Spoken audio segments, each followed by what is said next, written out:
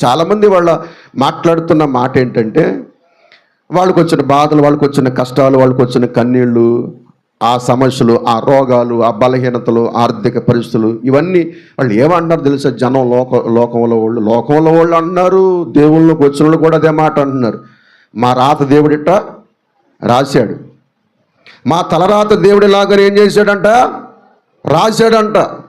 వందల సార్లు చెప్పాను, దేవుడు మన జీవితంలో మన తలరాత ఆయన రాయలేదు.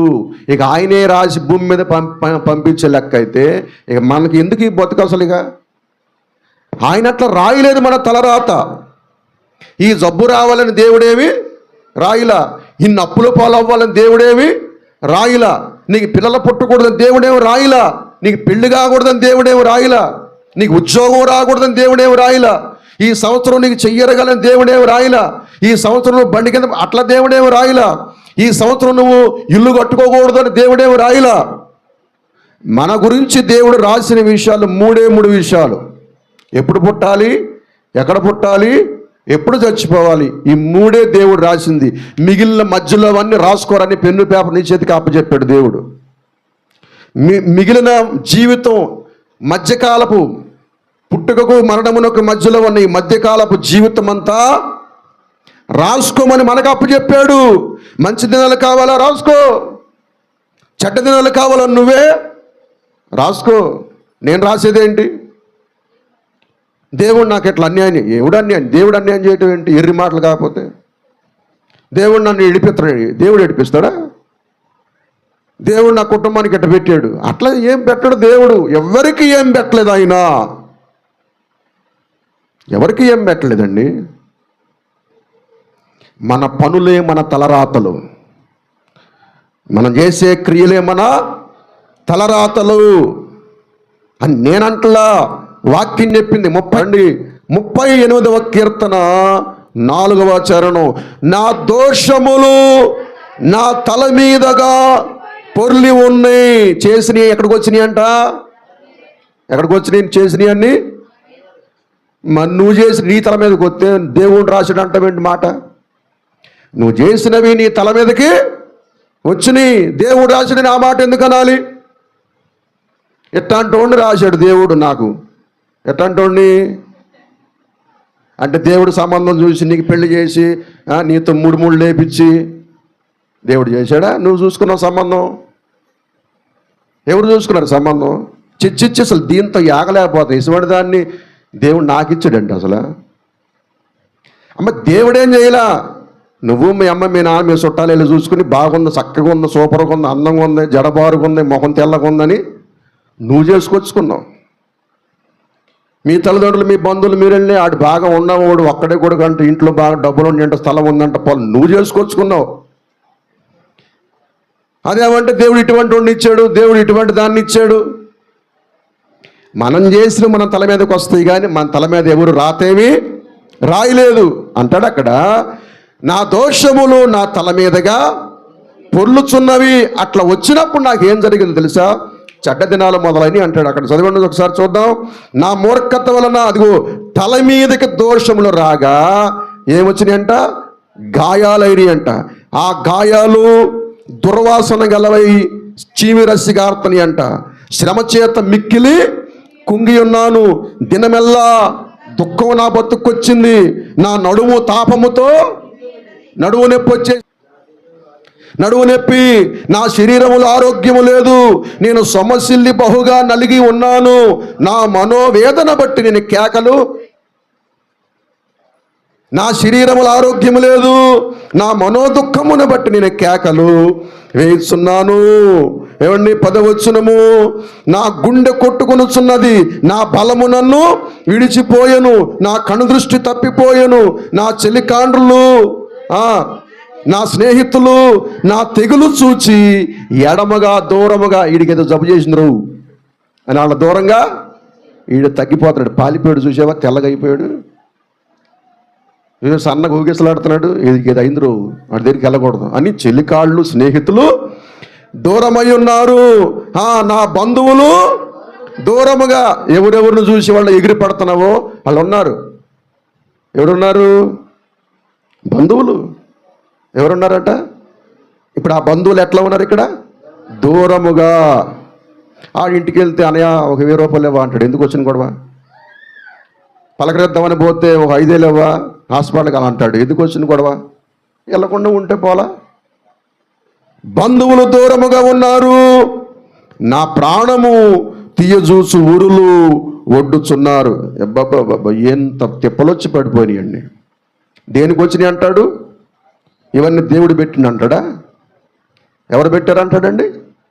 ఈ బాధలన్నీ దేవుడు నాకు అన్నాడా? ఏమన్నాడు? నేను చేసి నా నెత్తి మీదకి వచ్చినాయి. నాకు దేవుడు ఇవన్నీ జరగాలనేవి రాయలేదు. నేను చేసి నా నెత్తి మీదకి వచ్చినాయి. ఈ కార్యము జరగకూడక నేను చేసిందే నా నెత్తి మీదకి వచ్చింది. ఈ విధమైనటువంటి సమస్య రావడానికి నేను చేసిందే నా నెత్తి మీదకి వచ్చింది.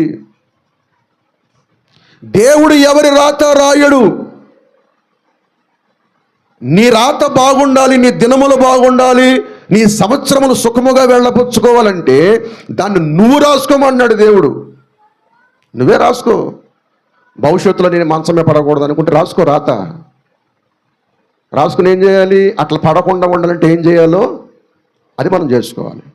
భవిష్యత్తులో నేను అప్పుల పాలు కాకూడదని నువ్వు రాసుకో. రాసుకుని అప్పుల పాలు కాకుండా ఉండాలంటే ఏం చేయాలో దాన్ని నువ్వు ఇంప్లిమెంట్ చేయాలి. ఏమండి, భవిష్యత్తులో ఏ జబ్బు నాకు రాకూడదు అని నువ్వు అనుకుంటే రాత రాసుకో ఇప్పుడే. ఏం చేస్తే జబ్బు వస్తుందో దాన్ని చేయకుండా మానుకోవాలి. దీని గురించి ఒక చైన్ లింక్ మెసేజ్ నేను ఒకసారి చెప్పా యోబు గ్రంథంలో. దేవుని ప్రియులారా, లోకస్తుల కంటే తెలీదు. రాత అంటే ఆయన మరి మనకన్నా తెలియకపోతే ఎట్లాగా? మనకన్నా తెలియకపోతే ఎలాగా? కానీ నేను అంటాను, కథలు మార్చాలంటే మన కథలు సరిగ్గా, మన కథ సరి లేకుండా దేవుడు ఏం కథ మారుస్తాడు? మన జీవిత కథ సరిగ్గా ఉంటే దేవుడు మన కథలు మారుస్తాడు. దేవుణ్ణి ఎప్పుడు అనకూడదండి. దేవుడు తలదించుకునే పనులు మనం చేస్తున్నాం, అందుకని మనం తలదించుకుంటున్నాం. ఆయన తలదించుకుంటే మనం తలదించుకుంటున్నాం. ఈ రోజుల్లో దేవుడు ఎప్పుడు అవమానపరచబడతాడండి?